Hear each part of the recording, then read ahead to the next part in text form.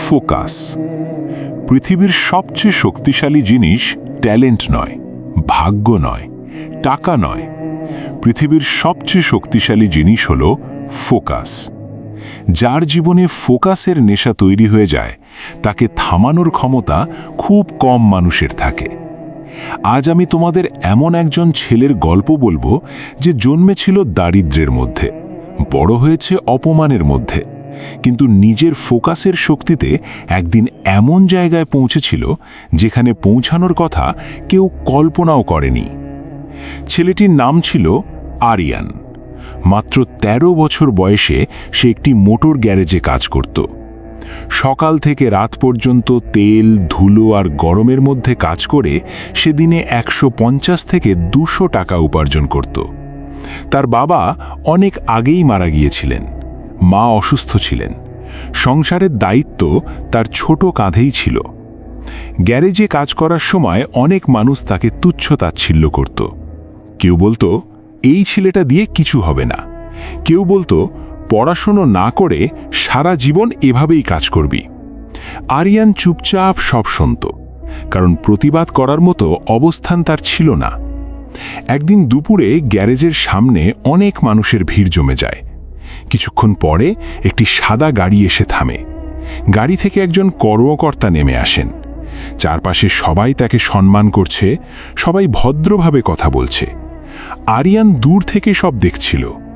তার মনে একটা প্রশ্ন ঘুরপাক খেতে লাগল, একজন মানুষকে এত সম্মান কেন দেওয়া হচ্ছে? রাতে ঘুমানোর সময়ও সেই প্রশ্ন তার মাথা থেকে বের হলো না। পরদিন সে গ্যারেজের মালিককে জিজ্ঞেস করল, কালকে যে স্যার এসেছিলেন তিনি কে? মালিক বললেন, উনি একজন জেলা প্রশাসনের বড় কর্মকর্তা। আরিয়ান আবার জিজ্ঞেস করল, ওই জায়গায় পৌঁছাতে হলে কি করতে হয়? মালিক উত্তর দিলেন, অনেক পড়তে হয়, অনেক কষ্ট করতে হয়, আর সবচেয়ে বড় কথা, লক্ষ্য থেকে চোখ সরানো যাবে না। সেদিনের সেই কথাগুলো আরিয়ানের জীবন বদলে দিল। সেদিন রাতে সে একটি সিদ্ধান্ত নিল, তার জীবন বদলাতে হবে, যেভাবেই হোক, পরিস্থিতি যাই হোক। সেই দিন থেকেই সে টাকা জমাতে শুরু করল, পুরনো বই কিনল, সরকারি স্কুলে ভর্তি হল। দিনে স্কুল, রাতে গ্যারেজ, এভাবেই চলতে লাগলো তার জীবন। তার বন্ধুরা ঘুরে বেড়াতো, অনেকে সময় নষ্ট করত, কিন্তু আরিয়ানের মাথায় একটাই চিন্তা ছিল, আমাকে সফল হতে হবে।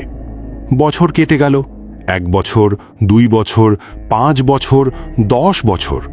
প্রতিদিন সে নিজের লক্ষ্যকে মনে করত, প্রতিদিন সে নিজের স্বপ্নকে একটু একটু করে কাছে টেনে আনত। অবশেষে তার বয়স ২৭ বছর হল। সে গ্র্যাজুয়েশন শেষ করল। এখন তার সামনে জীবনের সবচেয়ে বড় সুযোগ, প্রতিযোগিতামূলক সরকারি চাকরির পরীক্ষা।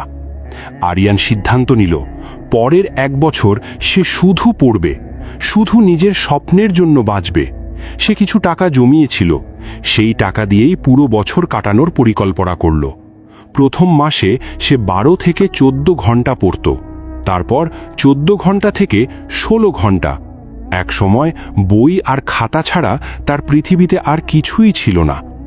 ধীরে ধীরে ৮ মাস কেটে গেল। একদিন রাতে পড়তে পড়তে হঠাৎ তার মাথা ঘুরে গেল। সে মাটিতে লুটিয়ে পড়ল। কয়েক ঘন্টা পরে জ্ঞান ফিরল। সে ভেবেছিল হয়তো দুর্বলতার কারণে এমন হয়েছে, কিন্তু কয়েকদিন পর তার পেটে তীব্র ব্যথা শুরু হলো। সে ব্যথা সহ্য করেও পড়তে লাগল, কারণ সে জানত সময় খুব কম। অবশেষে ডাক্তারের কাছে গেলে জানতে পারল তার কিডনিতে পাথর হয়েছে। ডাক্তার বললেন অপারেশন করতে হবে, কিন্তু অপারেশনের টাকা কোথায়? যা টাকা ছিল সবই পড়াশোনার জন্য জমিয়ে রেখেছিল। আরিয়ান বাড়ি ফিরে এলো। সারা রাত ছাদের দিকে তাকিয়ে রইল। জীবন যেন তাকে বারবার পরীক্ষা নিচ্ছিল, কিন্তু সে হাল ছাড়ল না। সে ভাবল, যতক্ষণ আমি বেঁচে আছি ততক্ষণ আমার স্বপ্নও বেঁচে আছে। দিন যেতে লাগলো, ব্যথা বাড়তে লাগলো, কিন্তু তার ফোকাস একটুও কমল না। পরীক্ষা সামনে চলে এলো। সে প্রিলিমিনারি পরীক্ষা দিল, ভালো করল। তারপর লিখিত পরীক্ষার প্রস্তুতি শুরু করল। ঠিক সেই সময় তার সব টাকা শেষ হয়ে গেল। বাড়ির ভাড়া দিতে না পারায় তাকে ঘর ছাড়তে হলো। সে বন্ধুর বাসায় আশ্রয় নিল। লিখিত পরীক্ষার আগের রাতে বিদ্যুৎ চলে গেল। সবার জন্য এটা হয়তো বিশ্রামের অজুহাত হতে পারত, কিন্তু আরিয়ানের জন্য নয়। সে বাইরে বের হলো। রাস্তার পাশে একটি সোলার লাইট দেখতে পেল। সেখানেই বসে বই খুলল। গাড়ি চলছিল, মানুষ চলছিল, চারপাশে শব্দ হচ্ছিল, কিন্তু তার পৃথিবীতে তখন শুধু বই ছিল, শুধু স্বপ্ন ছিল, শুধু লক্ষ্য ছিল। পরদিন সে পরীক্ষা দিল, খুব ভালো পরীক্ষা দিল। এরপর এলো ভাইবার সময়। ভাইবার আগের রাতে আবার অসহ্য ব্যথা শুরু হলো। সারা রাত সে ঘুমাতে পারেনি, কিন্তু পরদিন সকালেই সে পরীক্ষার কেন্দ্রে পৌঁছে গেল।